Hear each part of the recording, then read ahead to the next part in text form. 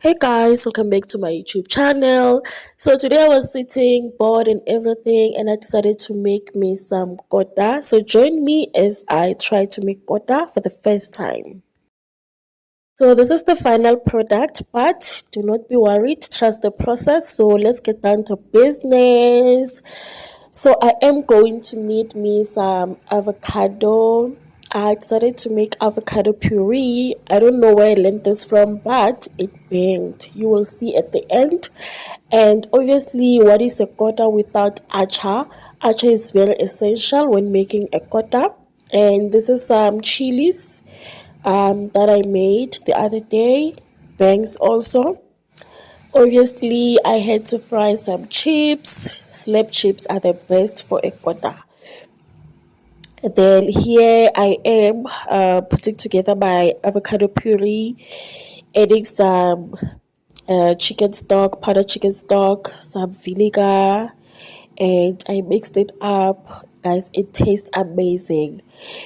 Obviously, we're gonna need pololi. Yeah, of course, we're gonna need pololi. And so this is my corner of bread, and then my chips are all done and whatever, and yeah, they came out perfectly fine. Perfect slab chips. And then here I was trying to fry me some egg. I don't like this type of an egg, but obviously I can't use scrambling eggs in the corner, so this is what I had to deal with. And frying some pololi on the side. And yeah, now we're putting the acha in. Oh my gosh, I'm so nervous, but let's trust the process, okay? Here I am adding some chips. Yes, but seems like my corner is so small. And we're now adding, oh my gosh, okay, we're still adding some chips. Yes, obviously I had to eat while I'm busy.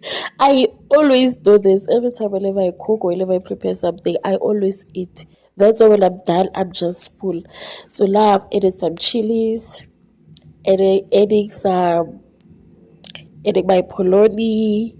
Yo guys, my sinuses. I think the flu is trying to creep back into my life, but I'm not gonna allow it. In Jesus' name, go away.